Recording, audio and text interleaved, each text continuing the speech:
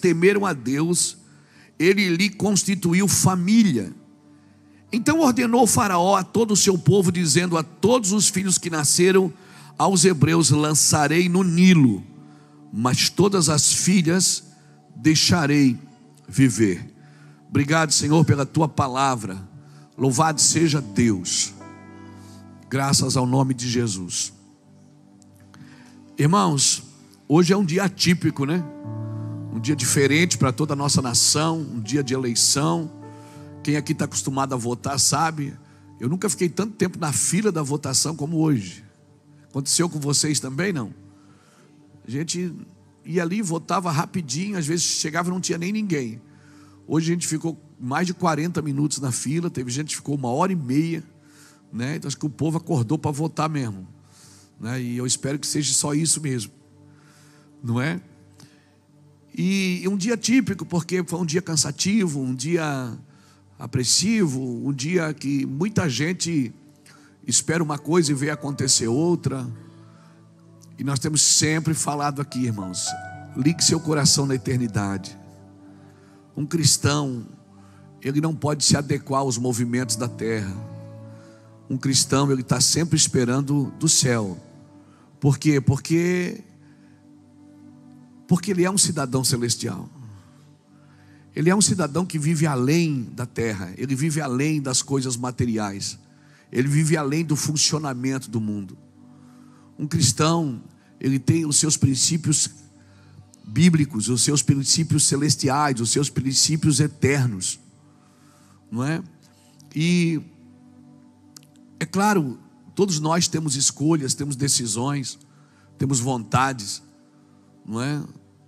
A gente torce para o nosso time de futebol, a gente torce, né, às vezes a gente assiste um filme, o bandido leva sempre vantagem, dá vontade, né? Quem já foi no cinema assistir o filme do Rocky Balboa, né? Meu Deus, o Rocky apanha, quando chega no último round ele derruba o cara, mano. Para que esperar tanto tempo? Não é? Porque não derrubou logo no começo? E aí a gente fica pensando, né? Quem já foi ver o Rocky Balboa, quem sabe o que eu estou falando? O Rocky apanha, daí cai assim de joelho, e a mulher dele fica lá fora: levanta, né? Há quem diga que um homem precisa de 3 mulheres na vida dele. Uma para dizer: levanta, filho. A outra para dizer: levanta, meu amor. E a outra para dizer: levanta, pai. É mais ou menos assim. Então o Rocky Balboa está ali naquela pressão, daí ele começa a lembrar das coisas que aconteceu, do treinador dele que já morreu, né? E aí toca aquela musiquinha. Quem lembra da musiquinha, irmão? Meu Deus, não lembra não?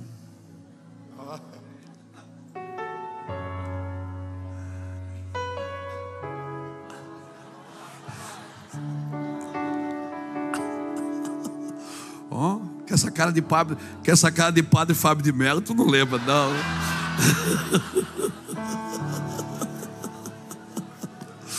Ele assistiu o Rocky Balboa, é do teu tempo, né? O Rocky Balboa. É. Do terceiro em diante, né? O irmão não lembra do primeiro. Não, do primeiro não lembro.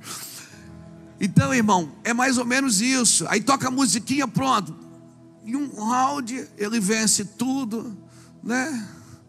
E aí aí termina o filme ali. Poxa, parece que a parte boa só termina no fim, né? O cara sofre o filme inteiro, irmão. É 1h40 de sofrimento, é 3 segundos de glória. Eu fico perguntando: ô Jesus, que luta. Mas querido, a vida do crente é assim. Nós temos dificuldade, mas nós temos um cenário para promover, e é um cenário celestial.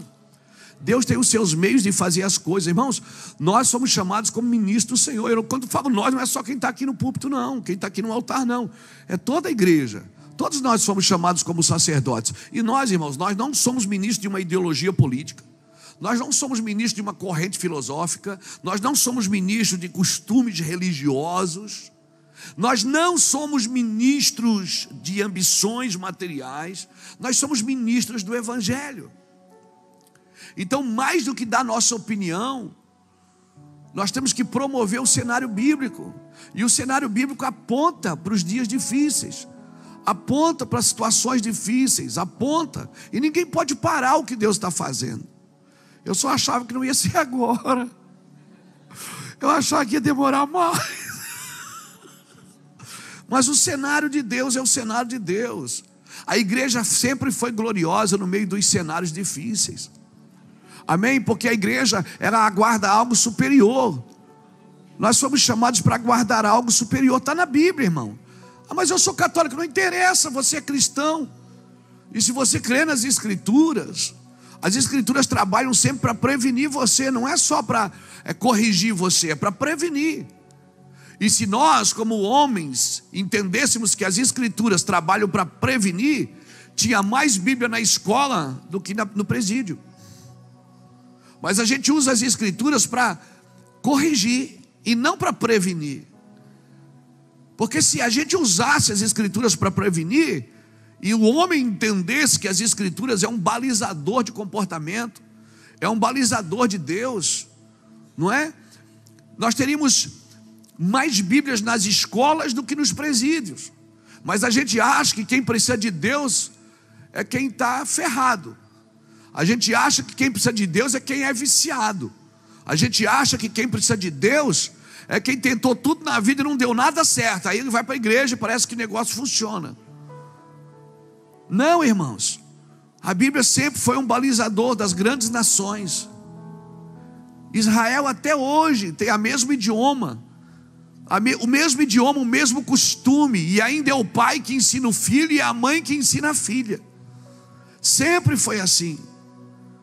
Israel, país lá de 8 milhões de habitantes, está ao redor com 300 milhões de habitantes que querem aquela terra, mas nunca conseguiram pegar. Por quê? Porque é um balizador de proteção às Escrituras. O propósito de Deus, irmãos, na vida de um cristão, é mostrar para ele que ele pode usar o padrão bíblico para servir a Deus e para ser um bom homem, para amar como Jesus ama. E alguém me perguntou esse dia: pastor, qual é a recompensa de amar? Eu digo: a recompensa de amar, a gente sempre quer ganhar alguma coisa por fazer uma coisa boa, né? Eu sei que quando essa pessoa me perguntou isso, qual é a recompensa de amar, ela estava pensando assim: se eu amar eu vou ter recompensa, eu vou ganhar uma coisa boa. Porque a gente sempre quer ser premiado pelo bom comportamento. Sempre a gente espera um prêmio. Todos nós esperamos um prêmio. Quando faz uma coisa bonita, pelo menos um elogio a gente gostaria de ter. Quando põe uma roupa bonita, pelo menos alguém dizer: uau, como você está bem. Todos nós esperamos. E alguém me perguntou esses dias: sim, tá, eu amo todo mundo, amo quem não me ama. E qual é a recompensa de amar? Eu disse: amar mais. Você vai ter a capacidade de amar mais do que você sempre amou. Seu amor aumenta, amém? Então, para mim, irmão, cristianismo verdadeiro é a reprodução exata desse espírito de amor. Isso é cristianismo. Amém, querido? E nós, seu amém não estava legal. Eu vou tentar de novo. Amém, irmãos? Amém. Isso, irmão, acorda aí.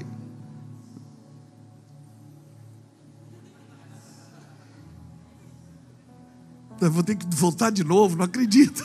Eu tenho que voltar de novo. Nós estava mais 1h30, Jesus. Mas amém. Vamos para cima. Faz parte. Irmãos, a igreja sempre foi profética. Por isso que a igreja pode influenciar os dias, né? A realidade presente. A igreja deve influenciar a realidade presente. Mas a igreja sempre foi profética. Ela tem um cenário para promover e ela tem um cenário para viver. Um dia, escute, meu irmão, um dia, escute bem, nenhum homem da terra pode estabelecer um governo corretíssimo, cheio de princípios de amor. Nenhum homem, por mais bem sucedido que ele seja, ou por mais bem intencionado que ele seja, ninguém vai poder, porque não está na Bíblia. A Bíblia diz que todos os governos da terra um dia, Daniel profetizou e Deus disse para ele: não fala agora, escreve e guarda, sela o livro, porque não é para o teu tempo. Daniel viu a estátua, Ele viu a estátua com governos na terra. E ele viu que uma pedra que foi cortada sem a ajuda de mão de homem, ela deu contra o pé daquela estátua, e um novo governo foi estabelecido, um governo que não teria fim nunca mais. E Deus, quando Daniel terminou a visão, quando termina o livro de Daniel, Deus vai dizendo para ele: sela, porque não é para agora. E quando você lê isso nas Escrituras, você que acredita em Deus, você precisa viver a sua vida corretamente, cheio de amor, cheio de princípios. Amém? Porque sempre vai ter alguém como Faraó tentando matar nossas crianças. Sempre vai ter alguém tentando facilitar para o outro. Porque o homem só consegue viver junto. Ele só consegue viver junto se todo mundo tiver direito. O homem tem dificuldade de apontar para uma coisa só. Então as leis são criadas para todo mundo ter direito. Quem quiser ter filho tem direito de parir. Quem não quiser tem o direito de matar. Quem quiser fumar maconha pode fumar. Quem não quiser não fuma. O homem que quiser ser mulher, ele pode ser. A mulher que quiser ser homem, ela pode ser. Porque o mundo trabalha para que todo mundo tenha direito. Porque a única forma de homens poderem viver juntos é tendo cada um o seu direito. Mas essa não é a ideia de Deus. A ideia de Deus sempre foi, irmãos, que muitas vezes a gente abrisse mão dos nossos direitos para viver um propósito divino e eterno, onde eu abro mão do meu direito para servir o meu irmão. Essa sempre foi a ideia de Deus. Então nós não somos ministros de correntes filosóficas, nem de ideologias políticas, nem de costumes religiosos. Não somos ministros de ambições materiais. Não estamos preparando pessoas para enriquecer. Estamos preparando pessoas para estar com Cristo para sempre, independente do governo da terra. Claro, é que nós queremos uma proteção ambiental. Nós queremos um ambiente protegido com os nossos valores. Nós queremos, quem que não quer? Quem que não quer? A gente quer um ambiente seguro para os nossos filhos, um ambiente seguro para os nossos lares. E quando a gente vê a primeira aparição de um joio, a gente já quer arrancar o joio. Quando Jesus disse que o joio tem que crescer junto com o trigo, porque é o joio que me revela como trigo. É o joio que me revela como trigo. Então é necessário que o joio esteja junto. A gente já quer arrancar o joio hoje. Não, irmão, não é assim que funciona. O joio precisa crescer junto, porque ele aponta se você é trigo ou não. Se você é realmente uma igreja profética, então toda a igreja na terra que leva o nome de Jesus, embora ela deve influenciar todas as realidades presentes, mas ela trabalha para promover um cenário, o cenário da Bíblia. Por isso a igreja não nasceu para fazer, ela nasceu para cumprir. Nós fomos chamados para cumprir uma ideia. Jesus nasceu para cumprir, por isso que a Bíblia diz: então ele nasceu em Belém da Judeia para cumprir o que fora dito: tu, Belém da Judeia, sendo a menor das terras, de ti sairá o rei. Depois ele foi morar em Nazaré para que se cumprisse o que fora dito. Depois ele desceu a Cafarnaum, no mar da Galileia, e morou na terra de Zebulon, para que se cumprisse o que fora dito. Jesus sempre andou para cumprimento das coisas. E quando ele está diante de Pilatos, e Pilatos diz: eu tenho poder para te matar ou para te deixar viver, Jesus diz: não, Pilatos, você não tem poder. Você está tendo poder porque eu estou inserido num cenário para cumprir um propósito. E no meu cumprimento você tem que me mandar morrer, porque esse é o meu cumprimento. Nós não nascemos para fazer, nós nascemos para cumprir. Ponha isso no teu coração. Nós somos profetas de Deus. Você, a sua casa, nasceu para promover o profético. E profeta não é só aquele que denuncia: ó, tem morte na panela. Não, ele tem farinha para pôr na panela para tirar a morte dela. Profeta não é aquele que diz: ó, as águas estão amargas. Não, ele tem sal para jogar na fonte. Ele tem sal, está sempre trazendo cura no meio da dor, sempre trazendo uma palavra profética no meio de uma geração sem destino. O profeta é aquele que ele não aponta só o defeito, ele aponta o caminho. É aquele que tem azeite para o órfão e para a viúva, para que eles possam viver. Então, pastor, mas querer não é poder? Não, isso é pensamento positivo, irmão. Querer nem sempre é poder, e poder nem sempre é querer. Saul queria matar Davi, mas não pôde. Davi pôde matar Saul, mas não quis. Querer não é poder, meu irmão, e nem poder é querer. Nós vivemos para cumprir algo que o Senhor nos falou. E hoje eu estava me lembrando até de uma palavra que o Jackson pregou há anos atrás aqui no Mevan, sobre as parteiras hebreias. Eu lembro disso, Jackson. Foi maravilhoso. Eu estava hoje meditando à tarde em casa, e eu estava pensando nisso. As parteiras hebreias, que aparecem tão pouco nas Escrituras, né? Tem 2 ou 3 versículos que falam delas. A Sifrá e a Puá, né? Sifrá significa luz e Puá brilho. E essas mulheres, elas tiveram um papel sobrenatural no propósito de Deus, né? Porque aquele rei, Faraó, mandou matar os meninos, porque Moisés estava para nascer. Moisés estava para nascer. E você sabe que sempre que Deus vai levantar uma geração de libertadores, Satanás sempre ataca as crianças.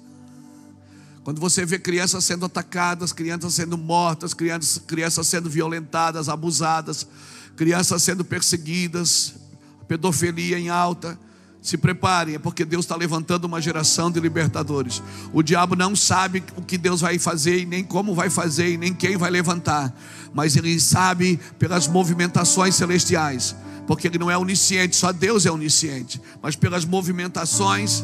Ele está vendo as movimentações da igreja. Ele está vendo que os pais estão profetizando sobre os seus filhos. Ele está vendo que os pais estão se responsabilizando pelos seus filhos, que os pais estão determinados a dar destino aos seus filhos. Então ele começa a trabalhar. E essas parteiras hebreias, elas vêm para quebrar essa estrutura, né? Esse rompimento. São pessoas usadas por Deus para fazer um rompimento na organização humana. E eu oro para que isso aconteça na nossa nação. Deus ainda não levantou como gostaria os seus homens e mulheres que vão ser usados por Deus para trazer um rompimento. Homens e mulheres que vão desobedecer, vão desobedecer leis legais para poder trazer um rompimento celestial numa estrutura humanista. Martin Luther King falava isso, que nós não somos obrigados a obedecer leis injustas, e por isso ele morreu. A minha pergunta é: você está disposto?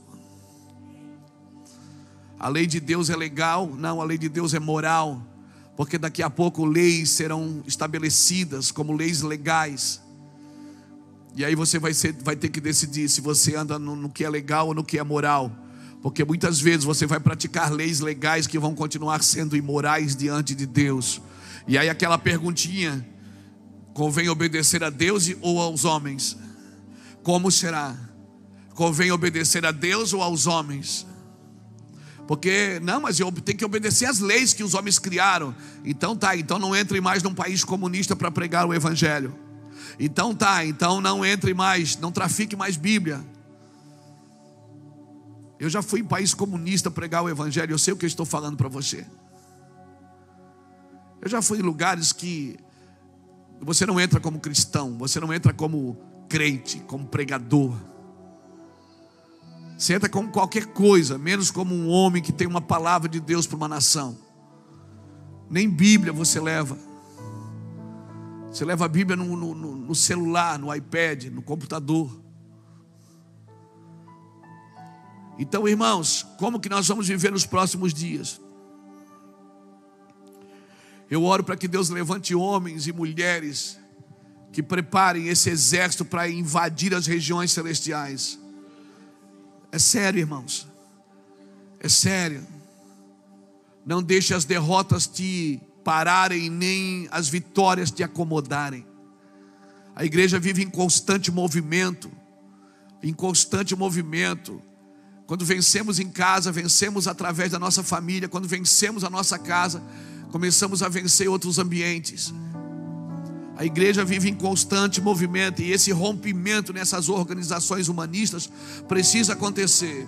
Eu oro para que Deus levante homens como Moisés diante de um povo. Eu oro para que Deus levante aquele viticultor, sabe? Que investiu numa figueira no meio de uma videira.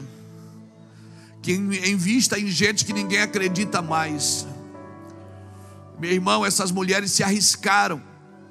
Elas se arriscaram, elas tinham uma ordem do rei do Egito, que era considerado na época um deus.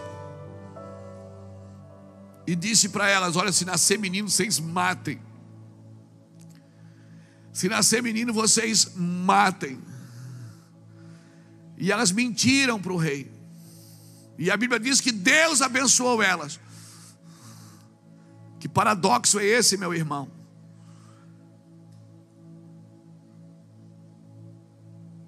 Se o pai da mentira é o diabo. E aquelas mulheres não tiveram coragem de matar os meninos, elas pariam os meninos. Quando ela via que era menino, elas davam para a mãe, diziam: oh, dá teu jeito. O faraó mandou matar, mas dá teu jeito.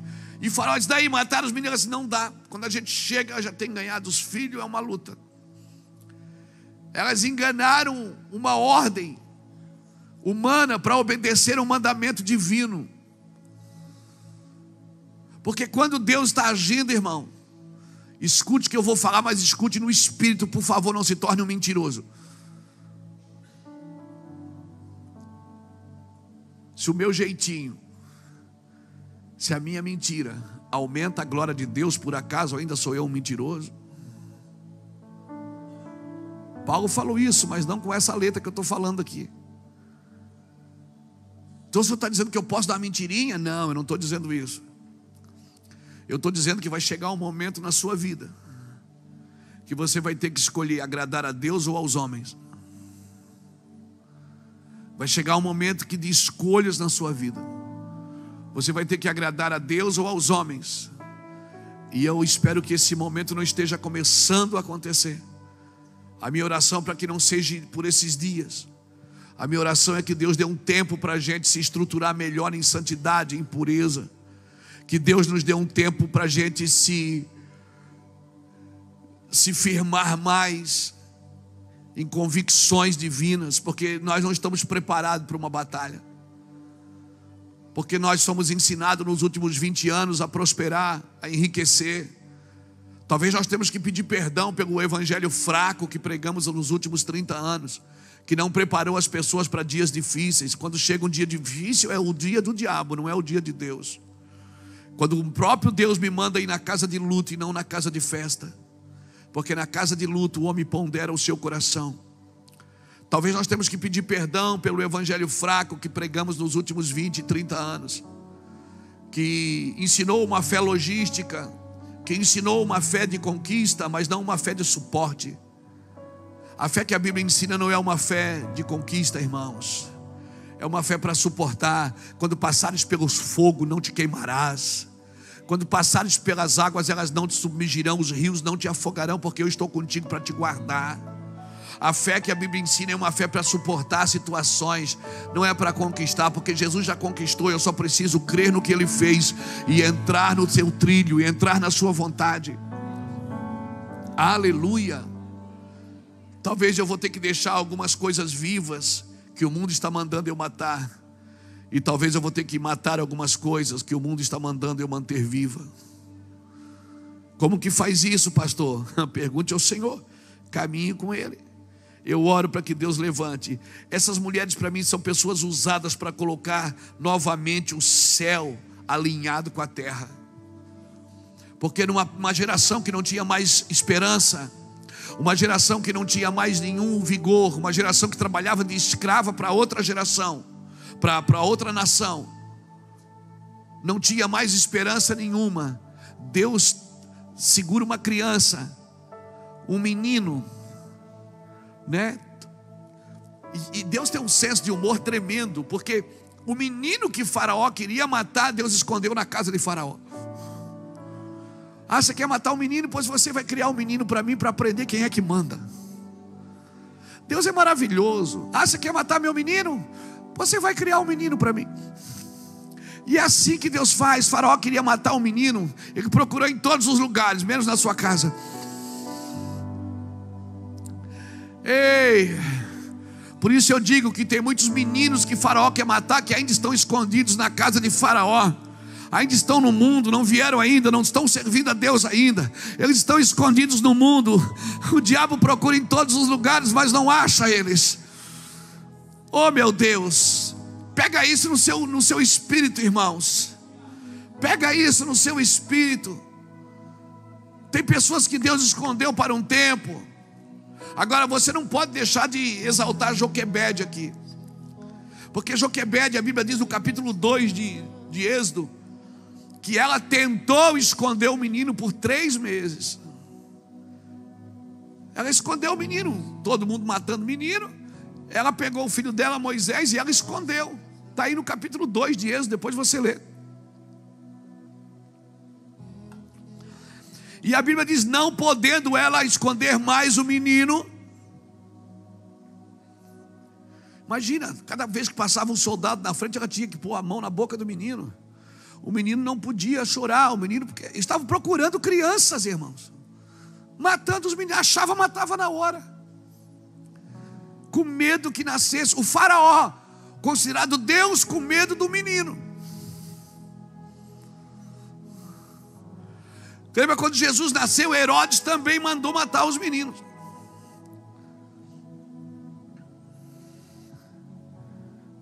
Porque se o diabo repete a façanha, Deus também repete. Deus escondeu o menino na casa de Faraó. Deus pegou José e disse para José, pega Jesus e vai para o Egito. Já escondi um lá, deu certo, esconde o outro.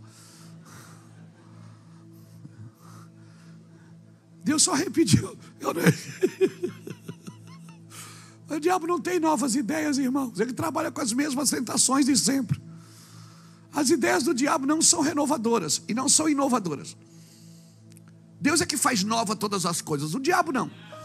O diabo é arcaico. Por isso Herodes quis matar o menino Jesus. Deus diz, pega o menino José e leva ele para o Egito, esconde lá, fica lá, que eu já escondi um lá uma vez, deu certo, vai dar tudo certo, depois você volta. Agora você tem que tirar um chapéu para Joquebede, porque Joquebede, quando ela não conseguiu mais esconder o menino, o que é que ela fez? Ela fez um cesto de junco, passou batume para não entrar água, colocou o menino e soltou o menino no rio. Soltou o menino no Nilo, colocou entre os ali e deixou o menino ali. E Miriam ficou olhando, e ela botou o menino bem perto onde a filha de Faraó estava tomando banho. A filha de Faraó estava tomando banho, e quando ela olhou, disse, só tem um cesto lá, alguém pega lá para mim. Trouxeram o cesto. Quando ela abre o cesto, quem é que está lá? O menino. E o menino estava chorando. Eu acho que Deus belisca com o menino e chora, menino, para ela ficar com pena de você. Estou inventando aqui, irmão. Estou a minha elucubrações, não é? Está ali? Abriu, viu o menino. Ah, está chorando mesmo, menino. Oh, está na Bíblia. O menino estava chorando. Aí ela olhou e disse, oh, que bonitinho. Miriam percebeu que ela gostou do menino. Miriam esperta, estava olhando e disse, ô tia, não vai estar aqui na Bíblia, tia.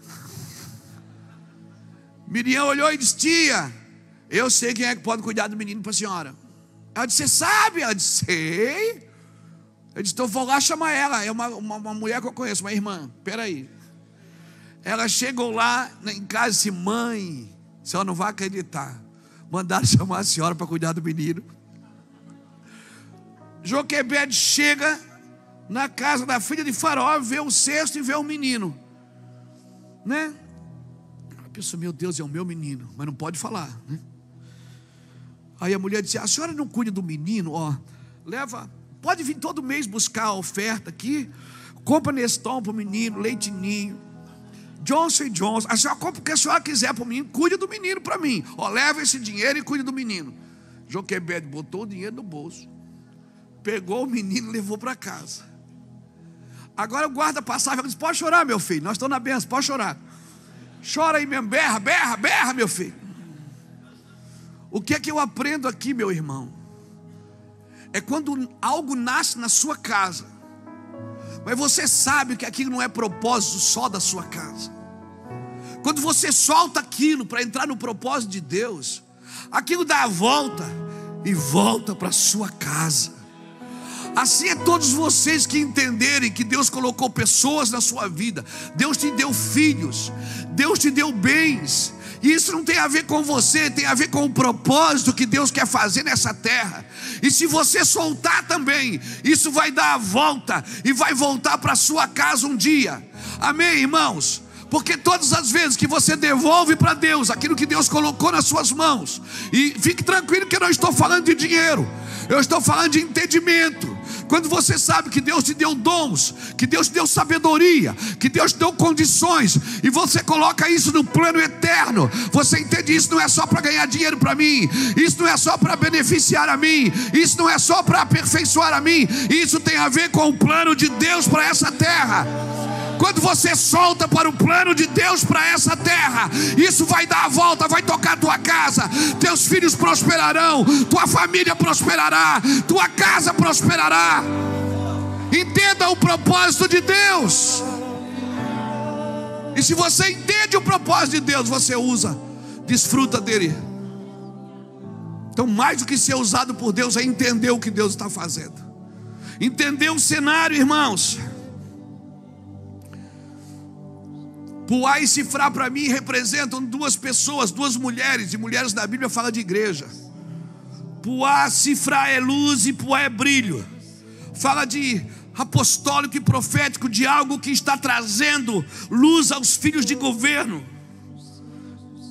E a Bíblia diz que elas temeram ao Senhor. Elas tinham uma regra, elas tinham uma ordem. Elas tinham uma ordem de um rei, mas elas temeram ao Senhor.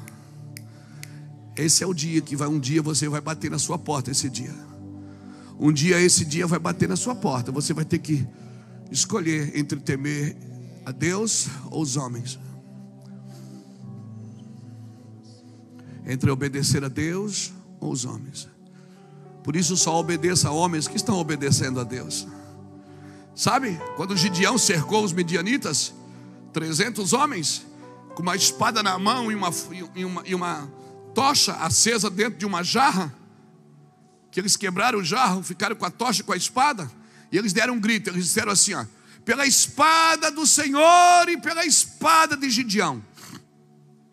Não grite primeiro pela espada de ninguém, grite primeiro pela espada do Senhor.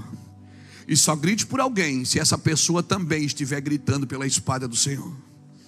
Siga homens que estão seguindo ao Senhor, sirva em lugares que estão servindo ao Senhor. Isso é Bíblia, irmãos. Essas mulheres temeram ao Senhor, e porque as parteiras temeram ao Senhor, o Senhor lhe constituiu família. Agora,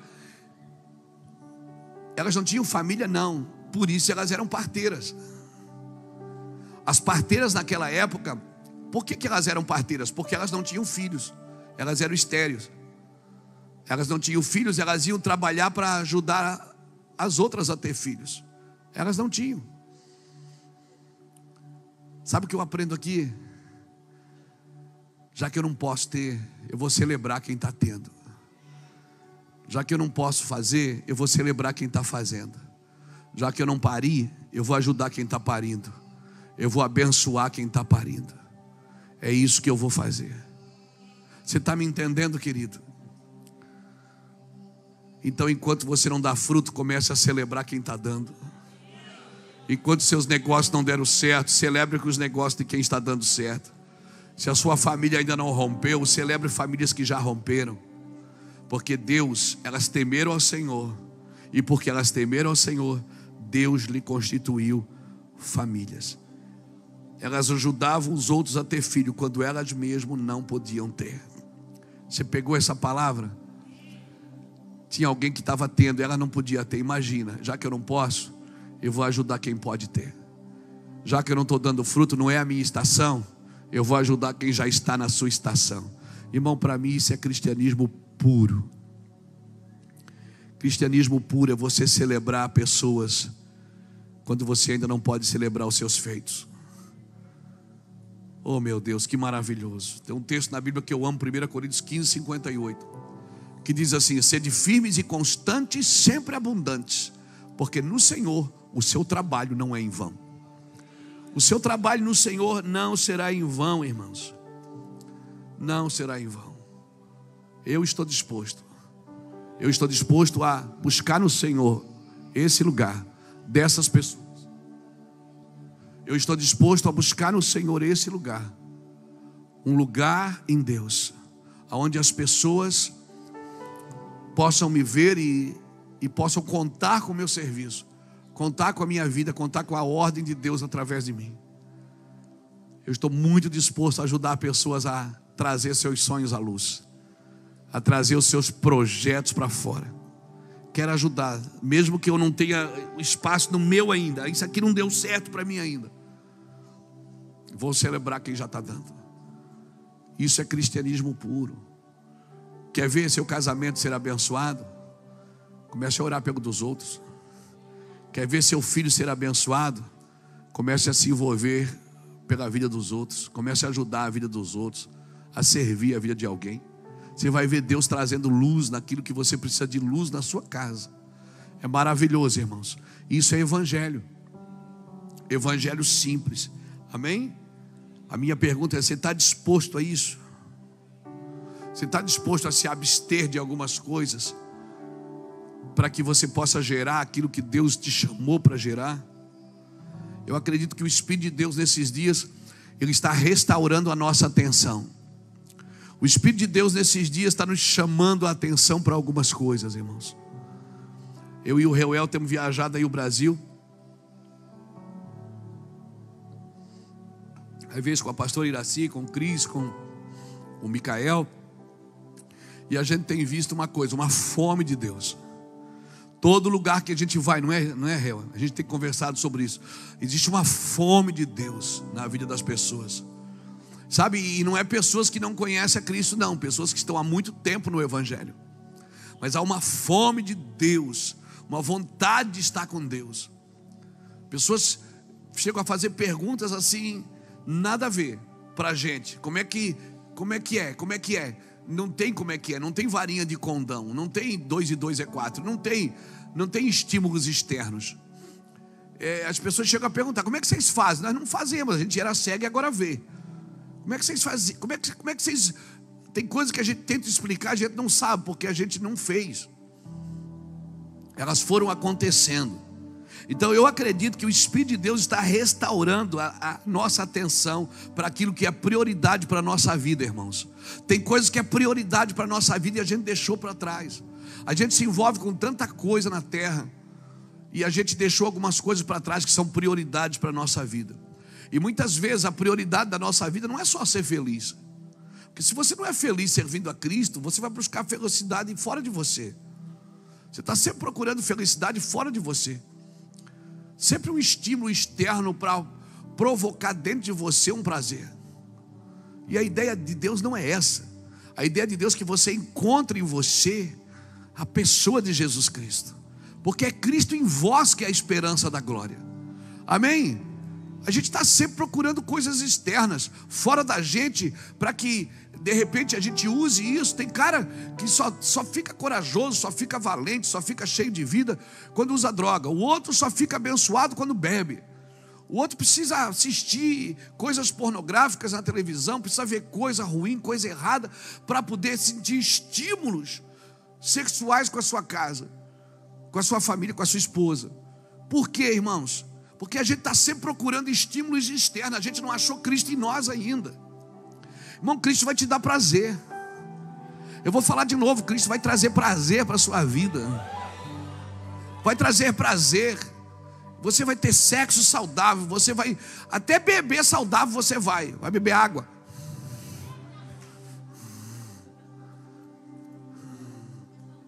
Verdade.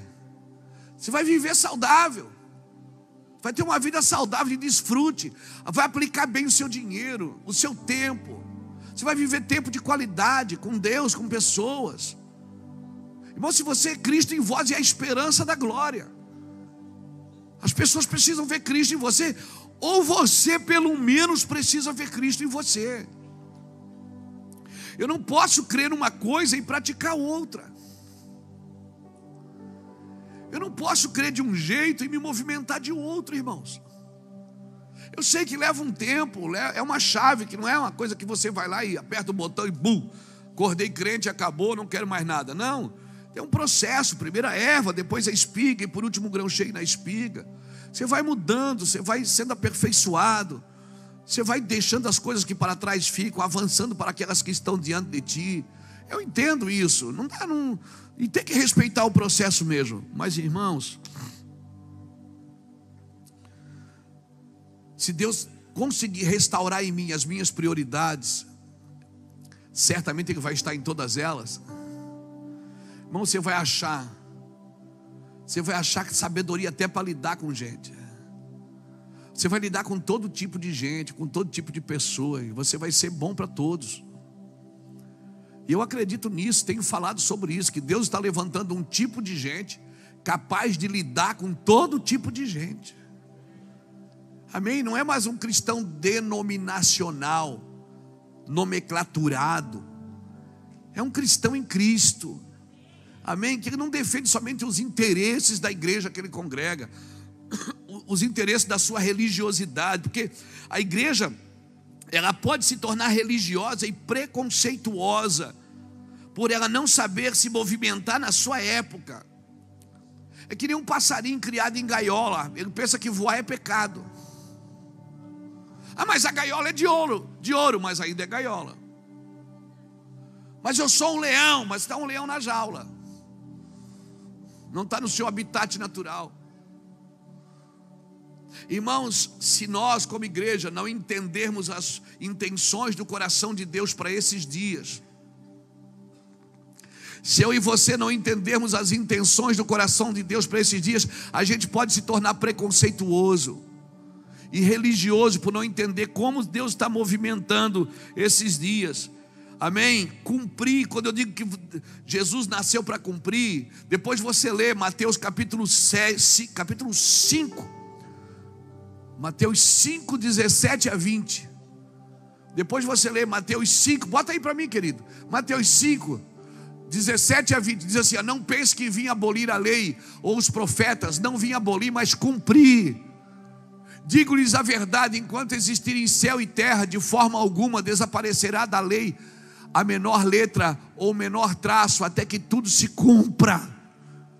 Todo aquele que desobedecer a um desses mandamentos, ainda que dos menores, e ensinar a outros a fazerem o mesmo, será chamado menor no reino dos céus.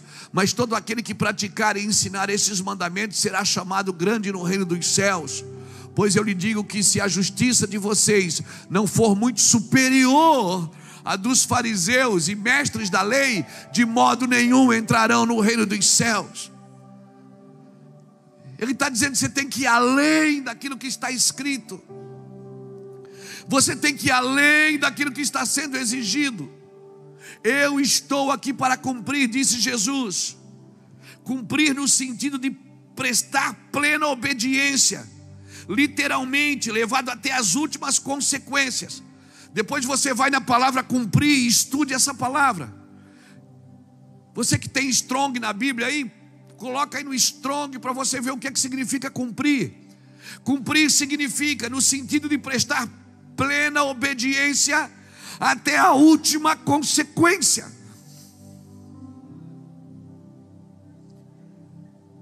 No sentido literal. Mas eu estou obedecendo tudo que Jesus faz e eu faço também.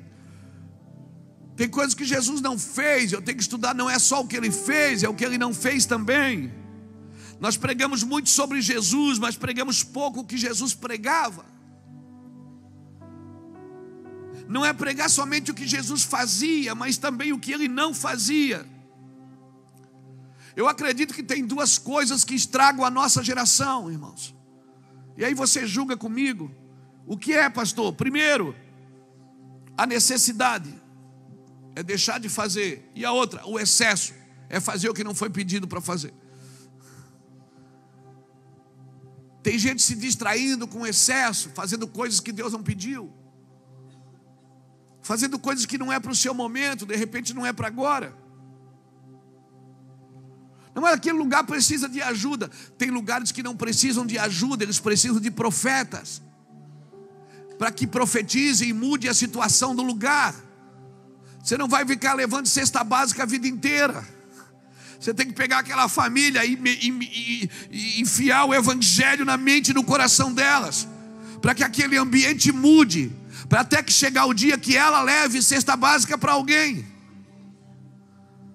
Você está me entendendo, irmãos? Então tem pessoas que não precisam de ajuda, eles precisam de profetas. O vale de ossos secos não precisava de ajuda, precisava de uma palavra. Agora, para essa palavra ter vida na minha boca, eu preciso crer no que eu estou dizendo, eu preciso praticar o que eu estou dizendo, eu preciso experimentar o que eu estou dizendo. Amém? Por quê, pastor? Porque ações sem profecia são ações confusas. O que eu falo tem que estar de acordo com o que o Senhor deseja fazer. Tem pessoa que você ajuda, ela vai ficar a vida inteira pendurada na sua ajuda. Glória a Deus, eu tenho pessoas que eu faço isso e ajudo mesmo.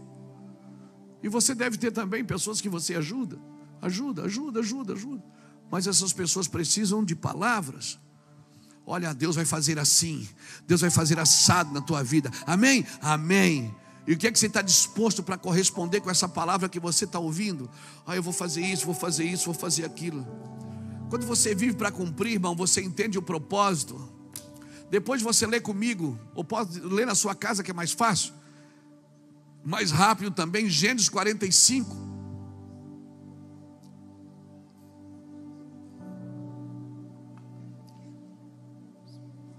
Quando José, depois de estar anos no Egito, ele é visitado pelos seus irmãos, e ele não se revela aos seus irmãos de pronto. José está diante dos caras que venderam ele para o ismaelita, e os ismaelitas venderam eles para a casa de Potifar, e Potifar botou José na cadeia, e agora José é o governador do Egito. A terra virou, meu filho, a terra virou. Por isso toma cuidado, talvez pessoas que você persegue hoje, pode ser seu líder amanhã. Você está me entendendo? Louvado seja Deus. Então, tem lugares que não precisam de ajuda, precisam de profetas. E coisa melhor que tem é você entender os teus dias. Coisa melhor que tem é você entender o teu movimento. Quando você vive naquele movimento, José, em Gênesis 45, ele é visitado pelos seus irmãos, que foram comprar trigo na terra do Egito, e só o Egito tinha trigo. Por quê? Porque José teve uma revelação de Deus, pediu para Faraó construir, e Faraó construiu, chamou José para governar, guardou um quíntuplo da colheita para um tempo determinado, e o tempo determinado chegou, irmão, ninguém tinha trigo, mas o Egito tinha trigo. Por quê? Porque o Egito tinha celeiro? Não, porque o Egito tinha um homem de revelação. Amém? Porque qualquer faraó pode dirigir o Egito no tempo de fartura, mas no tempo de escassez só homens de revelação podem governar.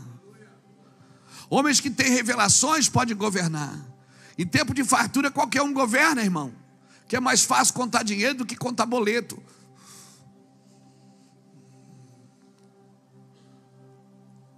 E o tempo estava muito bom no Egito. E Faraó teve um sonho, ninguém soube revelar. Você conhece a história?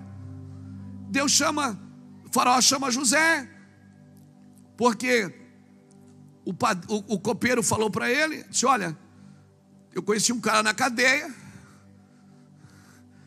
que ele é bom de sonho. Agora, pasmem, quando o padeiro e o copeiro foram presos, você conhece a história, os dois tiveram um sonho dentro da cadeia. José disse: o padeiro vai morrer e o copeiro vai sair. E foi o que aconteceu, o padeiro morreu e o copeiro saiu. Quando o copeiro saiu, o que aconteceu? José chamou o copeiro e disse: dá uma força para mim, fala lá para o faraó que eu sou gente boa. Rapaz, eu estou aqui injustamente. Mas a Bíblia diz que o copeiro saiu e esqueceu de José. Você acha que foi o copeiro mesmo que esqueceu de José? Não, foi Deus que esqueceu. Deus disse para o copeiro: não fala não. Deus lacrou a mente do copeiro e disse: não vai falar nada, porque Deus faz tudo perfeito ao seu. Deus faz no tempo dele, não é no seu. No tempo de Deus você não pesca, é o peixe que pula dentro da rede. Você trabalhou 20 anos por uma coisa, não aconteceu nada. Em 20 dias aquilo dá uma volta. Por quê? Porque é o tempo de Deus. Você pesca a noite inteira e não pega nada. Agora Deus diz: volta lá e põe a rede. Tá, põe a rede. Estou te dando uma palavra. Mas o peixe não está na água, mas está na palavra. Se Deus te der uma palavra, planta. Se Deus te der uma palavra, pega. E o copeiro esqueceu de José, por quê? Porque não era o tempo. Mas num dia o faraó teve um sonho e ninguém revelou. O copeiro disse: epa, eu conheço um rapaz. Meu Deus, eu tenho me esquecido dele. Deus disse: agora é o tempo, manda chamar ele. Trouxeram José, barbearam José, trouxeram ele arrumadinho, bonitinho. E o faraó disse: você pode revelar? Ele disse: se Deus quiser eu posso. Muita simplicidade, muita humildade. E revelou o sonho de faraó. O faraó começou a fazer pergunta para José: menino, o que é que eu faço? Ele disse: não é fácil. O senhor manda construir, pega os 7 anos de fartura. Todo mês, quando chegar a colheita, o senhor guarda o quinto, guarda 20%. Quando chegar o tempo de escassez, nós temos comida para dar para todo mundo. Deus disse, o faraó disse: então peraí, pega o meu anel aqui, bota no dedo desse menino, dá uma volta com ele no Egito, e a partir de hoje, depois de mim, quem manda é você. O senhor fica imaginando quando Potifar viu José passar em cima. E você tem que ser curado por um tempo desse. Porque quando Deus te exalta num tempo desse, você olha para aquela turma que te pisou, você diz: mistério. Quando ele passou, que ele viu que o Potifar olhou e disse: meu Deus, é o Zé. E agora José está diante dos irmãos. Ele não se revela. Mas de repente, irmão, ele criou um joguinho ali para ver se até onde os irmãos estavam realmente acreditando, realmente tinham mudado. Aí José segura Benjamim e diz: não, Benjamim vai ficar aqui. Aí Judá, não foi qualquer um, foi Judá. Sabe quem foi Judá? Judá foi o cara que vendeu José para os ismaelitas. Agora ele está diante de José, que ele vendeu, e diz assim: não, deixa que eu fico no lugar do meu irmão. Ele se redimiu ou não se redimiu? Se redimiu, irmão. Aí José não aguentou, se revelou. Se revelou. Judá ficou. Eles foram. Ele escondeu o copo na carga de Benjamim. Você conhece a história, eu não sou contador de história. E José se revela e diz: olha, vocês fizeram mal para mim, mas Deus me trouxe na frente para guardar vocês com vida. Quando você entende o propósito de Deus, você entende: olha, eu vim na frente para guardar vocês com vida. Vocês fizeram mal para mim, mas fique tranquilo, eu não tenho raiva de vocês. Eu entendi que Deus estava nesse negócio. Deus queria salvar vocês. Tem uma coisa: além de não brigar e matar vocês, eu vou cuidar das famílias de vocês. Vai buscar a família, traz todo mundo para cá, que vai ter comida para todo mundo. Homens de Deus, irmãos, mulheres de Deus que andam debaixo de uma palavra de Deus, eles vivem sempre para romper estruturas. Por isso que eles têm que estar curados. Por isso que um homem de Deus, uma mulher de Deus, ela precisa estar curada. Porque Deus vai colocar você diante de pessoas. Ou você se vinga delas, ou você ajuda elas. Ou você estende a mão para elas, ou você estende o dedo para elas. O que é que você está disposto a fazer? José, meu irmão, disse: vocês fizeram mal para mim, mas fiquem tranquilos, eu vou cuidar de vocês. Eu vim na frente, eu vim preservar a geração. Quem vai na frente sempre sofre um pouco mais. Quem anda na frente por causa de uma geração sempre vai chorar um pouco mais, vai sofrer um pouco mais. Deus tem uma promessa sobre essa nação. Tem ou não tem? A promessa sobre o Brasil. E uma das coisas que nós precisamos crer é: não aceite a forma desse século. Não aceite a forma da forma. Paulo me ensina em Romanos que eu não devo aceitar a forma do século, mas transforme como? Pela renovação do vosso entendimento. Você acha mesmo que é um partido político que vai trazer transformação às pessoas? Você acha mesmo que é uma ideologia política que vai trazer transformação a pessoas? Você acha mesmo que é uma corrente filosófica que vai trazer transformação a pessoas? Não, irmão, é a presença de Deus. E quem foi colocado na terra para manifestar a presença de Deus foi a igreja. Então a igreja pode sim influenciar na política, ela pode sim influenciar na educação, ela pode sim influenciar em todas as áreas de uma sociedade. Mas acima de tudo, irmãos, ela tem o objetivo de manifestar a presença de Deus em todos os lares. Eu quero declarar em nome do Senhor Jesus: busque a presença de Deus, manifeste a presença de Deus. Se acha que eu tenho medo de perseguição sobre a igreja? Não tenho, irmãos. A presença de Deus é maior do que qualquer coisa. Você acha mesmo? Claro, nos meus princípios teológicos, nos meus princípios eclesiásticos. Lá vai eu de novo. Nos meus princípios, ó, o worship aí. Nos meus princípios eclesiásticos, é claro que eu quero alguém que comungue com os meus pensamentos. Mas nem sempre vai ser assim, e nem sempre foi assim em toda a eternidade. Desde que a igreja viveu, ela sempre viveu no meio do caos. Mas matava um crente e nascia 100. Fechava uma igreja, abria 20. Crente é que nem pernilongo, irmão. Não acaba nunca. Não acaba nunca. Isso não acaba nunca. Vocês pensam que eu estou preocupado? Não estou, não. É claro que eu quero os meus princípios. Eu quero proteção ambiental. Eu quero um ambiente protegido. Mas se Deus quiser colocar você no meio de um vale de ossos secos, que a única coisa que você tem para dar é a presença de Deus. Jesus era seguido pelas pessoas quando ele não tinha nem pão e peixe para dar para ninguém. Jesus, as pessoas rodeavam ele quando ele não tinha nem pão e peixe para dar para ninguém. Os seus libertadores sempre foram levantados no meio do caos. Os homens de que Deus levantou, as mulheres que Deus levantou, sempre foram levantados no meio do caos. Amém? Sempre no meio do caos. Não tem dia ruim para a igreja, não, meu filho. A igreja é gloriosa, o fim dela é glorioso. Não tem dia ruim para a igreja, não, o fim dela é glorioso. Amém? Deixa os mortos enterrar seus mortos. Deixa os pecadores comungar com os seus pecadores. O que podemos fazer é amá-los, servi-los, levantar seus braços e estender as mãos. Deus é bom em todo tempo.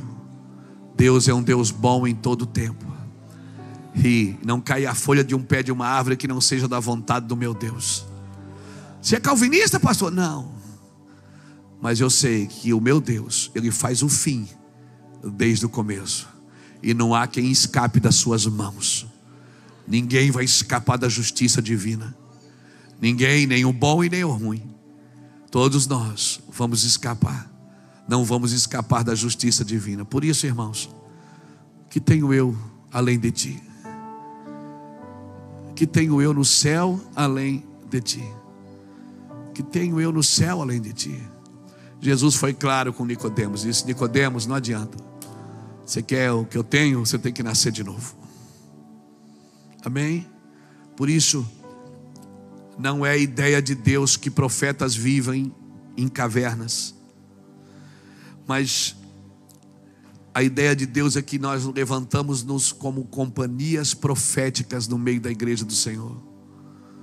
E que a gente possa se juntar para promover o cenário bíblico. Vai acontecer, irmãos. Leia Mateus 24. Leia Lucas 21. Leia Marcos 13. Leia Apocalipse. O cenário está desenhado. O mundo está caminhando para essa globalização. O mundo está caminhando para isso, irmãos. E quem estiver com Cristo vai estar guardado. O que vai te guardar é Cristo.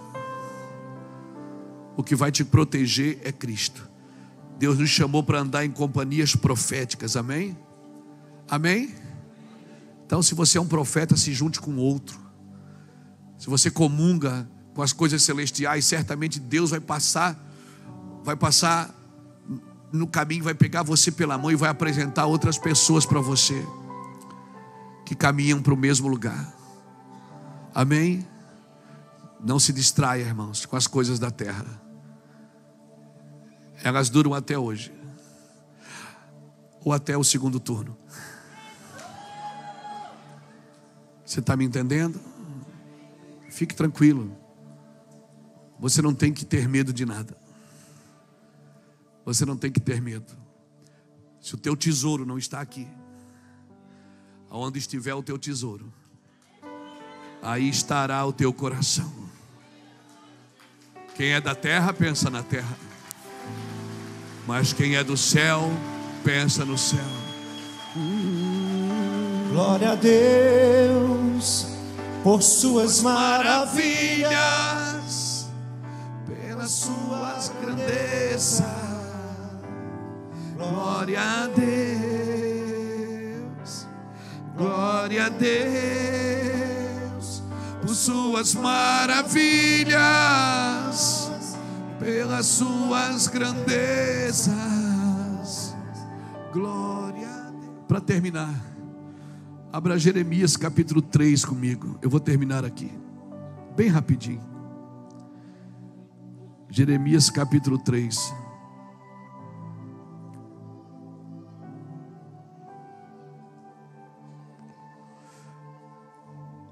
O versículo 14 diz assim: convertei-vos, ó filhos rebeldes, diz o Senhor, porque eu sou o vosso esposo, e vos tomarei um de cada cidade e 2 de cada família, e vos levarei a Sião. Dar-vos-ei pastores segundo o meu coração, que vos apacentem com conhecimento e com inteligência. Sucederá que quando vos multiplicardes e vos tornardes fecundo na terra, então, diz o Senhor, nunca mais se exclamará a arca da aliança do Senhor. Ela não lhes virá à mente, não se lembrarão dela, nem dela sentirão falta. Não se fará outra. Naquele tempo chamarão Jerusalém de trono do Senhor. Nela se reunirão todas as nações em nome do Senhor, e já não andarão segundo a dureza do seu coração maligno. Deixa eu ler o 18. Naqueles dias andará a casa de Judá com a casa de Israel, e virão juntas da terra do norte para a terra que dei de herança aos vossos pais. Mas a mim me perguntava: como te porei entre os filhos e te darei a terra desejável, a mais formosa herança das nações?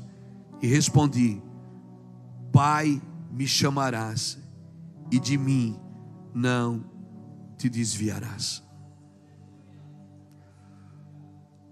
Um dia você vai chamar Deus de Pai também. Pode ter certeza disso. Nesse dia me chamarão de Pai, e de mim não se desviarão mais. Como eu gostaria de tratá-los como filho. Deixa eu ler em outra versão, versículo 19. Como eu gostaria de tratá-los como filhos, meu maior desejo era lhes dar esta linda terra, a herança mais excelente do mundo. Queria que me chamassem de Pai e que jamais se afastassem de mim. Um dia nós vamos reconhecer isso, irmãos. E aqui está a nossa herança. Quando nós entendermos que Deus é nosso Pai, amém? Aqui vai estar a nossa herança. Cutuca alguém que está do seu lado e diga: Ele é Pai. Ele não é só seu Deus, Ele é Pai. Um Deus você serve com sacrifício, um Pai não. Um Pai é com honras. Honra não tem a ver com obediência. Honra sobrepuja a obediência. Fica de pé comigo, querido.